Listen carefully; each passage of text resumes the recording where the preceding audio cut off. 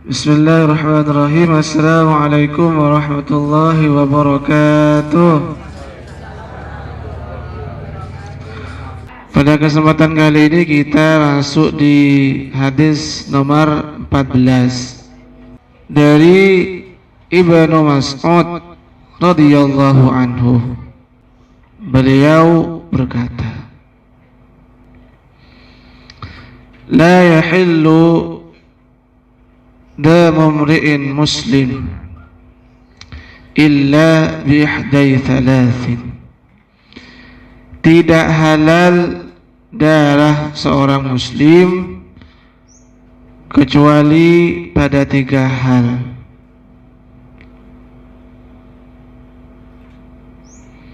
Yang pertama, al-thayyibu az-zani. Yang pertama adalah orang yang sudah menikah yang berzina.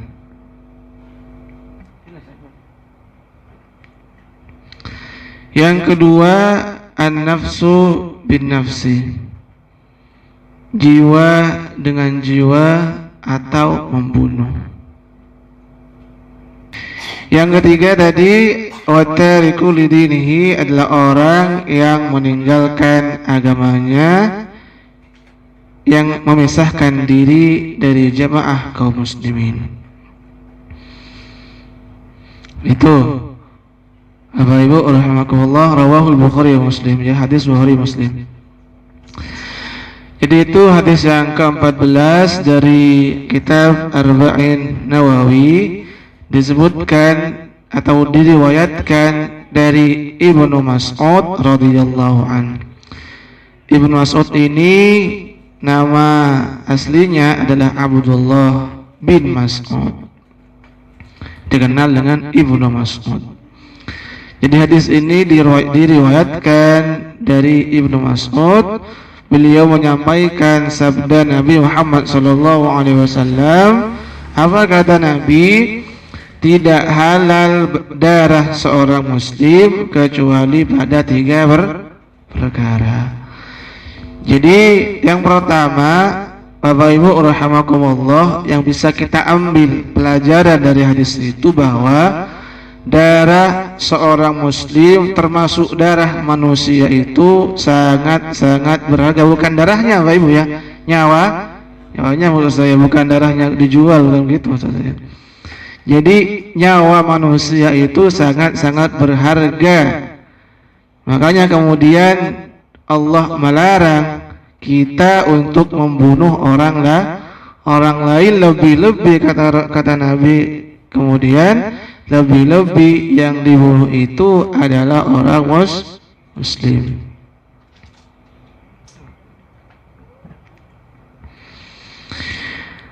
Jadi tidak boleh atau haram membunuh orang lain tanpa alasan yang sesuai dengan syariat. Dan memang Bapak Ibu rahimakumullah, sangat banyak ayat yang menjelaskan tentang larangan membunuh tanpa alasan yang jelas. Misalkan Allah sebutkan di dalam Al-Qur'anul Karim, surah Al-Maidah, surah ke-5 ayat 32. Kata Allah, min ajli dzalik katabna ala bani Israil annahu man qatala nafsan bighairi nafsin aw fasadin fil ardi faka'annama qatalan nasa jami'a wa man ahyaha faka'annama ahyan nasa jami'a. Al-ayah. Kata Allah di situ, sesungguhnya barang siapa yang kemudian membunuh seseorang, menghilangkan nyawa orang lain tanpa alasan yang jelas, faka'annama qatalan nasa jami'a, maka dia seolah-olah membunuh seluruh umat manusia.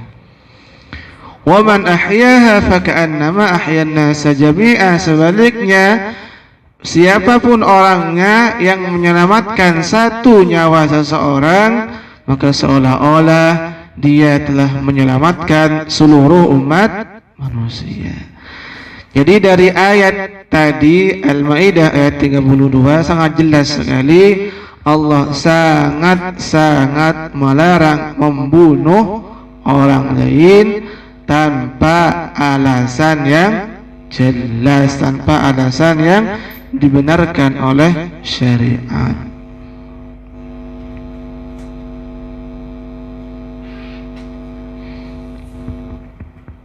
Membunuh. Sedikit bercerita Bapak Ibu ya, atau mengulang bagaimana tradisi yang berkembang di masa jahiliyah. Apa salah satu tradisi yang berkembang di situ? Membunuh anak perempuan. Ya banyak alasannya. Ya, ada yang menyebut tidak bisa diajak bekerja, atau tidak bisa diajak berperang dan lain semacamnya. Dan itu tentunya alasan-alasan yang tidak dapat dibenarkan. Makanya Allah menyebutkan bi ayyi dzambin qutilat wa idzal mau'udatu su'ilat bi ayyi dzambin qutilat. Surah apa itu? Surah At-Takwir 9 Bapak Ibu ya. Jadi Allah mempertanyakan kenapa bayi-bayi yang baru lahir itu kemudian dibunuh oleh orang jahiliyah di masa itu. Marah mereka itu. Kalau istrinya gitu ya melahirkan anak perempuan. Jadi alhamdulillah ya Bapak Ibu rahimakumullah, ibu-ibu di sini gitu ya tidak diperistri oleh mereka gitu ya. Seandainya punya anak perempuan nih dibunuh, udah berat melahirkan gitu ya, tiba-tiba cuma dibunuh dikuburkan. Pak Iqbal yang repot ini. Bu Iqbal ya, tiga-tiganya perempuan dibunuh semua sama Pak Iqbal.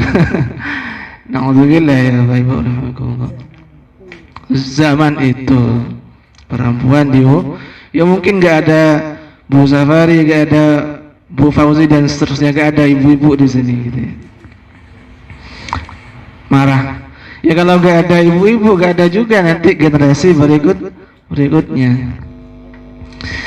Termasuk Allah menceritakan tradisi orang jahiliyah ini terkait kegemaran mereka membunuh bayi perempuan di surah yang lain, di surah Az-Zukhruf dari ayat 17-nya, termasuk surah An-Nahl ayat 58-59. An-Nahl itu surah ke-16. An-Nahl surah ke-16 ayat 58-59.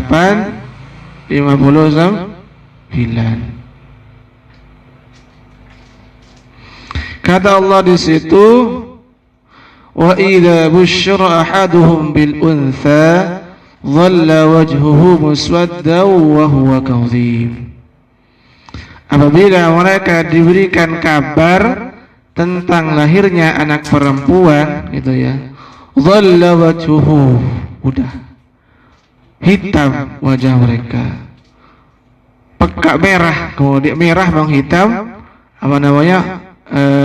wajah mereka karena malu. Wa huwa kadzib, bukan malah bahagia, justru marah, ada juga kadang malu dan seterusnya.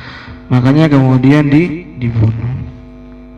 Dan alhamdulillah Bapak Ibu rahimakumullah, setelah Rasulullah Muhammad sallallahu alaihi wasallam diutus oleh Allah untuk menyempurnakan Islam ini, maka alhamdulillah Rasulullah kemudian melarang membunuh orang lain tanpa alasan yang jelas. Makanya kata Nabi tadi, la yahillu damu mri'in muslim, tidak halal darah seorang muslim. Dan anak bayi muslim atau tidak Bapak Ibu ya, bayi baru lahir tentunya dia adalah seorang muslim, karena kata Rasulullah, kullu mauludin yuladu alal fitrah, bayi terlahir dalam keadaan fitrah, yaitu membawa agama Islam.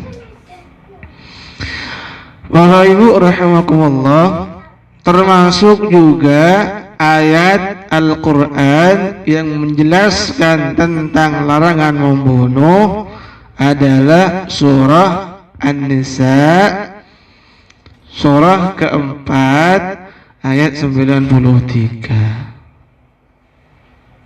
Salah satunya bayunya.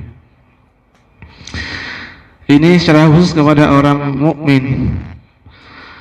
Kata Allah di situ, wa may yaqtul mu'mina muta'ammidan fajaza'uhu jahannam khalidan fiha al-ayah.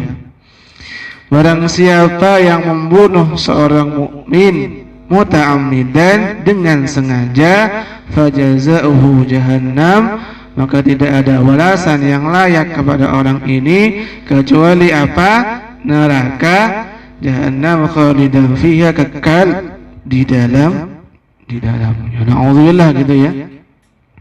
Bapak Ibu rahimakumullah. Akan tetapi perlu disampaikan, baik yang dibunuh orang Islam atau tidak, tetap tidak boleh di dalam Islam gitu ya. Ini perlu diperhatikan tanpa alasan-alasan yang jelas gitu ya. Kemudian Bapak Ibu rahimakumullah, yang pertama tadi hadis itu bisa dimaknai bahwa Nabi melarang pembunuh. Nah, itu pelajaran pertama. Jelas. Kemudian yang kedua, sesuai dengan hadis tadi yang dibacakan, walaupun Nabi kemudian menyebutkan bahwa beliau melarang membunuh orang lain, akan tetapi ada beberapa alasan yang diperbolehkan untuk membunuh orang lain. Jadi jangan dipotong Bapak Ibu ya. Ustaz ternyata membolehkan membunuh orang lain. Tidak, maksudnya karena beberapa alasan. Hukum Islam seperti itu. Pertama apa tadi? As-sayyibu az-zani, orang yang sudah menikah tapi masih berzina. Na'udzubillah, ini sebetulnya na'udzubillah. Tapi insyaallah Bapak Ibu di sini tidak ya, Bapak Ibu ya. Ya, salah satunya kan udah tua juga gitu ya. Udah tua juga, udah 50 ke atas, bahkan yang udah pensiun 60 ya, 60 ke atas. Tapi insyaallah tidak pernah. Na'udzubillah.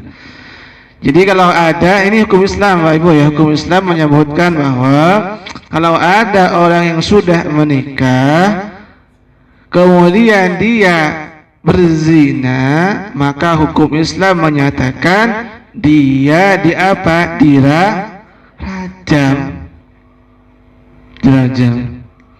Kalau yang belum menikah kemudian berzina tidak dirajam, tapi dia dicambuk. Allah sebutkan di Quran surah An-Nur ayat kedua dan ketiga. Surah An-Nur, bukan Bun-Nur ya, tapi surah An-Nur. Surah An-Nur ayat kedua dan ketiga. Kata Allah di situ, az-zaniyatu waz-zani fajlidu kulla wahidin minhuma mi'ata jaldah. Pezina laki-laki dan perempuan, maka kalau ada pezina laki-laki dan perempuan, fajlidu kulla wahidin minhuma mi'ata jaldah, cambuklah masing-masing di antara mereka mi'ata jaldah dengan 100 kali bukan kalau yang berzina adalah orang yang belum menikah, tapi dia sudah berkali-kali kawin gitu ya, cuma belum menikah aja, belum sah secara agama. Adapun tadi kalau orang yang sudah menikah kemudian berzina, maka dia dirajam. Kemudian dibuatkan lubang, kemudian ditanam, kita ditanam di situ, tinggal leher dan kepala, kemudian dilempari dengan batu sampai tewas gitu, sampai mati. Ada ayatnya di Quran sebut, bukan di Quran sih, ada ayatnya tapi tidak ada di Quran. Ayatnya sudah dinasah sebetulnya, tapi hukumnya masih berlaku. Ayatnya berbunyi, bisa dipahami Pak Ibu ya? Jadi ini ayat Quran, ini firman Allah sebetulnya, tapi tidak ada di mushaf. Kata Allah, az-syaykhu wasyaykhatu idza zanaya farjumuhuma albattata. Ini firman Allah, tapi tidak ada di mushaf Al-Quran, cuma hukumnya masih berlaku. Ini gak usah detail saya menjelaskan, nanti bingung ya Ibu. Tapi intinya ini firman Allah ini, cuma gak ada di mushaf. Kata Allah, asy-syaykhu wasyaykhatu idza zanaya farjumuhuma albattata. Laki-laki dan perempuan yang sudah tua, yang sudah menikah, idza zanaya, jika mereka berzina, farjumuhuma albattata, rajam keduanya. Itu firman Allah. Ini ayat Allah. Hukumnya masih berlaku walaupun tadi redaksi ayatnya sudah tidak tercantum di dalam mushaf Al-Quran itu. Jadi itu Bapak Ibu rahimakumullah, alasan pertama diperbolehkan membunuh orang lain ketika ada orang yang sudah menikah kemudian masih berzina, na'udzubillah, tsumma na'udzubillah, dan itu sebetulnya merupakan dosa yang sangat besar sekali. Bahkan Nabi kita Muhammad sallallahu alaihi wasallam menyebutkan, la yazni az-zani hina yazni wa huwa mu'min. Tidak akan berzina seseorang itu ketika seandainya dia dalam keadaan mukmin. Jadi ketika orang yang berzina, kata Rasul, sebetulnya saat itu dia sudah bisa dikategorikan udah gak mukmin lagi ya. Kira-kira seperti itu maknanya. Walaupun ada yang menyebutkan maksudnya adalah bukan tidak mukmin, cuma imannya sangat lemah sekali gitu ya. Artinya orang yang berzina maknanya setidaknya orang itu sangat memiliki iman yang lemah. Adapun orang yang terhindar dari perbuatan zina, sekalipun orang itu diajak untuk berzina atau tinggal di lingkungan yang mengajak dia, menstimulasi dia untuk berzina, tapi dia tidak berzina, itu sangat besar pahalanya. Bisa dipahami ya Pak Ibu ya? Sebagaimana kata Nabi, salah satu golongan orang yang nanti akan mendapatkan naungan di akhirat siapa? Yaitu rajulun da'athu imra'atun dzatu mansubin wa jamalin faqala inni akhafullah.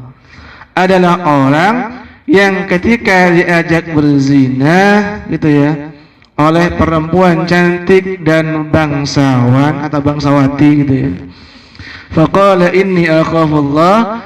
Kemudian pemuda ini mengatakan, inni akhafullah, saya takut kepada Allah. Tapi sulit ya Pak Ibu ya, apalagi masih muda, ketika Pak Iqbal masih 25 gitu ya, udah susah gitu, ujian berat gitu ya. Tapi alhamdulillahnya gak ada yang ngajak Pak Iqbal ya. Kalau ada susah juga gitu ya, seperti Nabi Yusuf alaihissalam gitu ya. Tapi alhamdulillah, iya, alhamdulillah Nabi Yusuf selamat. Berat soalnya. Bapak Ibu rahimakumullah, kita lanjut alasan yang kedua. Alasan yang kedua, alasan yang diperbolehkan untuk membunuh orang lain. Yang kedua Pak, jiwa dengan jiwa, maksudnya membunuh orang lain. Artinya ketika ada seseorang membunuh orang lain, maka hukum Islam mengatakan dia harus diapa? Qisas. Nyawa dengan nyawa, mata dengan mata, telinga dengan telinga, hidung dengan hidung. Balasannya. Dari mana dalilnya? Allah sebutkan di Quran surah Al-Maidah ayat 45. Kata Allah di situ, wa katabana 'alaihim fiha anna an-nafsa bin-nafsi wal 'aina bil 'aini wal udhuna bil udhuni was sinna bis sinni wal juruha qisas. Al-ayah. Telah ditetapkan dalam kitab Taurat, kata Allah, bahwa an nafsa bin nafsi, jiwa dibalas dengan jiwa, nyawa dibalas dengan nyawa. Wal 'aina bil 'aini, mata dibalas dengan mata. Wal anfa bil anfi, hidung dengan wal udhuna bil udhuni, telinga dengan telinga. Wal sinna bil sinni, gigi dengan gigi. Wal juruh qisas, bahkan luka gitu ya, kecil ada qisasnya juga, ada balasannya juga. Jadi hukum Islam mengatakan demikian ya Bapak Ibu rahimakumullah. Ini adalah hukum Islam, dan sampai saat ini gitu ya, kita tetap meyakini bahwa tidak ada hukum yang lebih adil, yang lebih bijak melebihi hukumnya siapa? Hukumnya Allah Subhanahu wa ta'ala. Walaupun sepintas ini, Islam mengerikan ternyata ya. Masa orang dibunuh gitu ya. Islam barbar, Islam mengerikan, Islam kejam dan seterusnya, karena ada hukum qisas. Membunuh. Padahal Bapak Ibu ya, katanya gitu ya, di Singapura sebetulnya. Cuma kata Dr. Zakir Naik gitu ya. Di Singapura itu di kantor imigrasinya katanya disebutkan gitu ya. Death penalty to drug trafficker. Apa artinya itu? Saya nggak tahu juga soalnya. Jadi disebutkan itu death penalty to drug trafficker, dan hukuman mati bagi pengedar narkoba. Jadi ternyata hukuman mati dipraktekkan di negara yang katanya maju. Negara apa contohnya? Singapura. Bayangkan loh, adakah yang menyebut Singapura barbar atau kejam? Tidak ada kayaknya ya. Padahal sama-sama menerapkan hukuman mati. Ketika ada orang yang kemudian memperjualbelikan narkoba, drug. Nah, ketika hukuman mati ini dikampanyekan oleh Islam, orang akan tidak segan-segan, Islam ternyata agama yang barbar. Padahal ketika ada negara-negara maju yang menerapkan hukuman mati, ternyata tidak ada yang bersuara. Ada negara-negara maju koruptor dihukum mati, koruptor dihukum tembak. Adakah yang komplain? Nggak ada ternyata. Tapi ketika Islam menyebutkan hukuman mati, alergi semuanya gitu. Kira-kira seperti itu. Ini salah satu bentuk istilahnya itu standar ganda, double standard katanya itu. Ketika apapun yang terkait dengan Islam maka wajib alergi. Kira-kira seperti itu. Jadi itu yang kedua Bapak Ibu rahimakumullah, alasan diperbolehkan membunuh orang lain ketika seseorang membunuh orang lain. Maka hukum Islam mengatakan orang ini, si pembunuh ini diqisas gitu ya, diqisas. Dan statistik Bapak Ibu, ini perlu mungkin sampaikan. Statistik menunjukkan gitu ya, kata Dr. Zakir juga ini. Di Amerika setiap, kalau tidak salah, setiap 30 detik terjadi satu pembunuhan. Berapa? 30 detik terjadi satu pembunuhan. Jadi kalau sekarang saya ceramah 1 jam, berarti udah ada 120 pembunuhan di sana. Bayangkan loh. Sedangkan di Saudi Arabia sangat kecil sekali angka pembunuhan ini. Jadi ketika syariat dipraktekkan langsung mendapatkan hasilnya. Bayangkan di negara maju seperti Amerika udah polisinya lengkap senjatanya, tiap pojok ada CCTV, ternyata masih jumlah pembunuhan sangat besar. Di Arab ada CCTV atau tidak yang pernah umroh atau haji? Ada mungkin ya, tapi mungkin tidak sebanyak di Amerika. Kenapa demikian? Karena hukum ketat gitu ya. Orang kan berpikir 1000 kali bahkan untuk membunuh orang lain. Gitu ya. Kalau kata jaga gitu, you implement the syariah, you get the result. Kalau mengimplementasikan syariah, kau pasti akan mendapatkan hasilnya. Kata Dr. Zakir Naik, bukan kata saya. Kenapa Bapak Ibu rahimakumullah kita yakin kepada firman Allah Subhanahu wa taala bahwa hukum qisas itu sangat-sangat bermanfaat. Allah sebutkan di Quran surah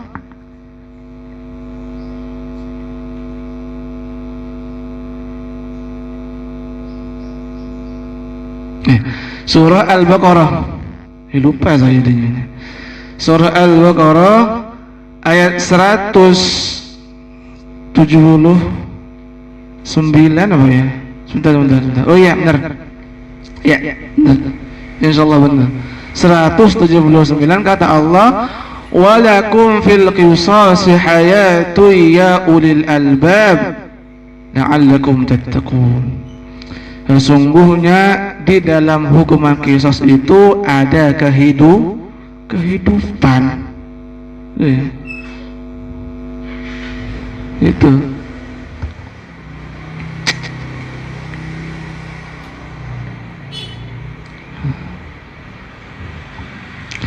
Walakum fil qisasi hayatun ya ulil albab la'allakum tattaqun.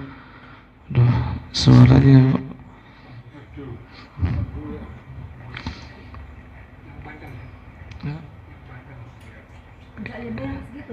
iya segitu ayatnya, pendek. Iya. Walakum fil qisasi hayatun ya ulil albab la'allakum tattaqun. Ya. Walakum fil qisas. Itu yang keberapa? Yang kedua. Alasan yang ketiga apa tadi? Wattariku lidini, orang yang meninggalkan agama Islam atau nama lainnya adalah istilah lainnya murtad. Apa namanya? Kembali lagi kepada kekafiran. Ini juga hukum Islam menyatakan bahwa orang murtad apa namanya dibunuh. Tapi sekarang melanggar HAM soalnya. Bener, itu pertanyaan luar biasa. Iya bener sekali. Itu pertanyaan yang sangat logis sekali ya, Bu. Yang membunuh adalah bukan yang membunuh sih, yang memberikan sanksi atau hukuman ini adalah negara Islam. Artinya hukuman ini bisa diimplementasikan, dilaksanakan di negara yang konstitusinya, bahasa kerennya ini kayaknya, di konstitusinya menggunakan syariat Islam, baru bisa dipraktekkan. Adapun mohon maaf secara khusus di negara kita gitu ya, mohon maaf tidak dilakukan karena mungkin mayoritas muslim orang-orang Indonesia, masyarakat Indonesia, tetapi tidak secara resmi menyatakan bahwa hukum di Indonesia menggunakan hukum Islam. Bisa dipahami ya Pak Ibu ya? Adapun di negara-negara yang menerapkan atau yang secara resmi menerapkan hukum Islam, maka kisos ini termasuk rajam ini dipraktekkan. Jadi di Arab Saudi misalkan, ada atau tidak di Arab ya? Yang pernah umroh atau haji gitu ya, mungkin pernah melihat gitu ya, dan seterusnya itu dipraktekkan karena sekali lagi negara-negara itu menerapkan hukum syariat Islam. Artinya Bapak rahimakumullah, ketika kita misalkan punya teman dia sudah menikah, kemudian dia masih berzina, kemudian kita rajam seenaknya gitu ya, tidak begitu juga, karena bagaimanapun yang bisa melakukan ini adalah pemerintah, karena kita tidak punya otoritas, tidak punya wewenang, dan tidak punya kelengkapan juga. Masa meraja orang sendirian gitu ya, dan tidak bisa juga. Artinya tetap butuh dukungan dari pemerintah atau negara, sehingga hukuman qisas termasuk juga rajam itu bisa dipraktikkan, bisa dilakukan. Banyak sih sebetulnya negara-negara yang secara resmi menggunakan syariat Islam. Banyak. Seperti apa contohnya? Ya, Arab Saudi. Apalagi contohnya, Bapak Ibu? Ya, kalau tidak salah, iya, benar. Akan tetapi Bapak Ibu rahimakumullah, sekalipun katakanlah Indonesia tidak menyatakan secara resmi menggunakan syariat Islam, bukan berarti hukum Indonesia kontra syariat Islam. Bisa dipahami ya Bapak Ibu ya? Bisa.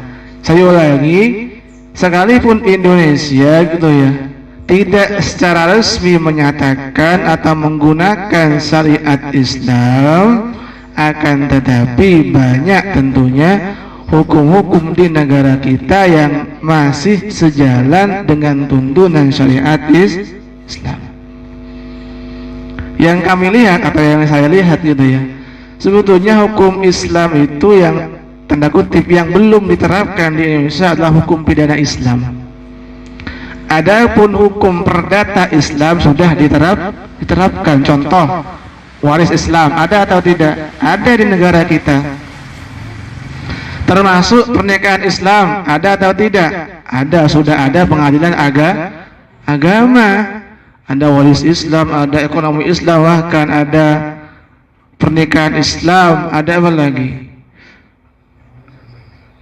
Iya, yang belum terkait dengan hukum pidana. Ngerti hukum pidana apa ya?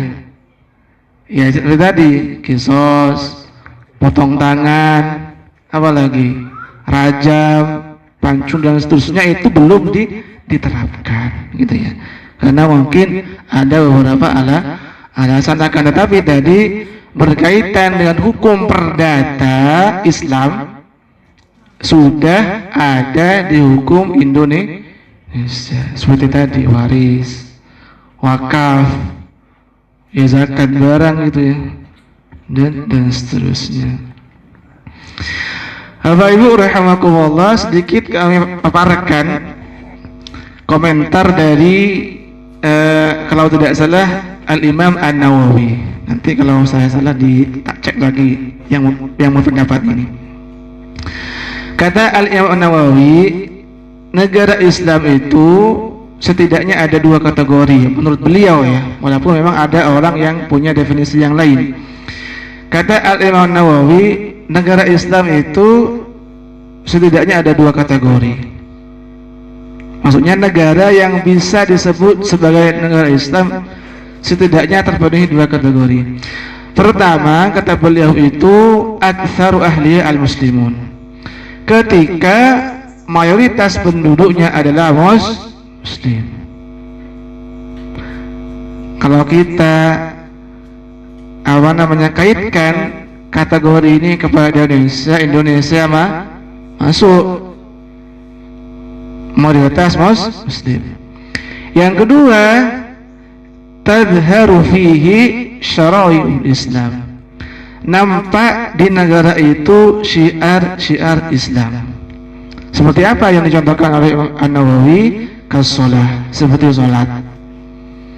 Ini kata Al-Imam An-Nawawi, kalau di daerah itu, di negara itu nampak syiar-syiar Islam atau syariat Islam ditegakkan, maka bisa dikategorikan sebagai negara Islam. Contohnya kata An-Nawawi adalah kas-shalah, seperti salat. Setidaknya Bapak Ibu rahimakumullah, dari dua kategori yang disebutkan oleh Al-Imam An-Nawawi tadi, Indonesia masuk di situ.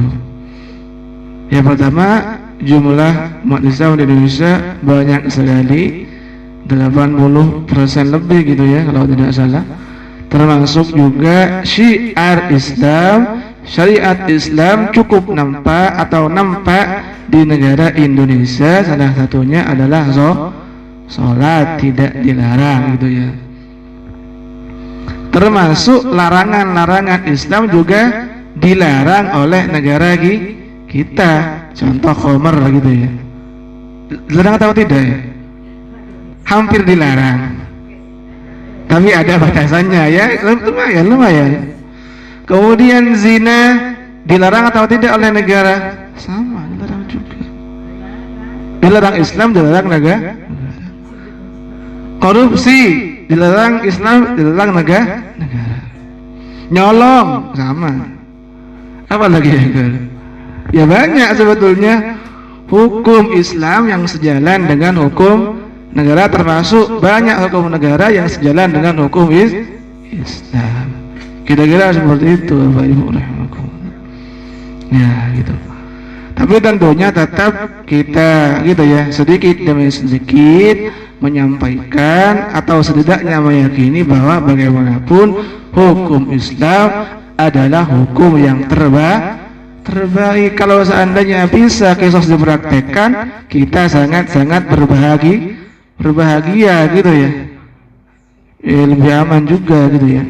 Karena bagaimanapun tadi kami sampaikan, tidak ada hukum yang lebih adil dan lebih bijaksana melebihi hukum Islam. Allah sebutkan di Quran surah Al-Maidah ayat 50, bukan 51.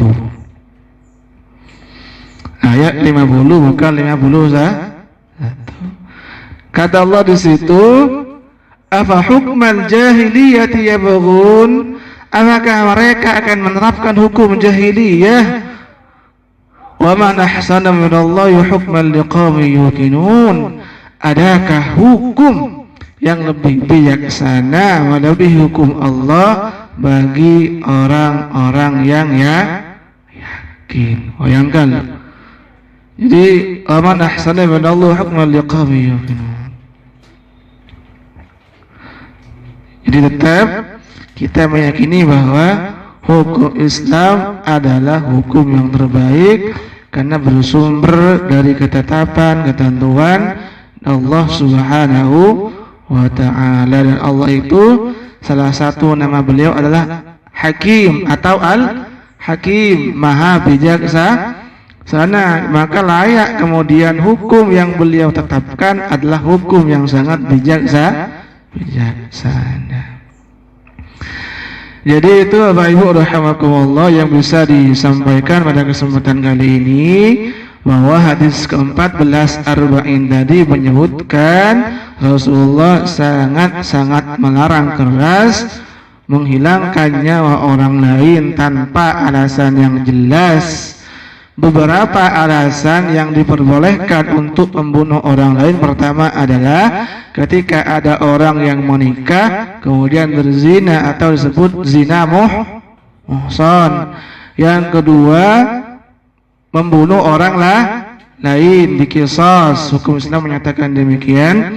Yang ketiga adalah orang yang murtad, tetapi yang bisa mempraktekkan ini atau melaksanakan hukum qisas, rajam dan seterusnya ini adalah negara pemerintah, tidak bisa dilakukan oleh individu. Jadi itu Bapak Ibu rahimakumullah yang bisa disampaikan, semoga bermanfaat dan dicatat amal ibadah berpahala di Allah Subhanahu wa taala. Setelah ini kami serahkan kepada Ustazah Fali. Akan tetapi sebelum itu saya tutup dengan salam. Assalamualaikum warahmatullahi wabarakatuh.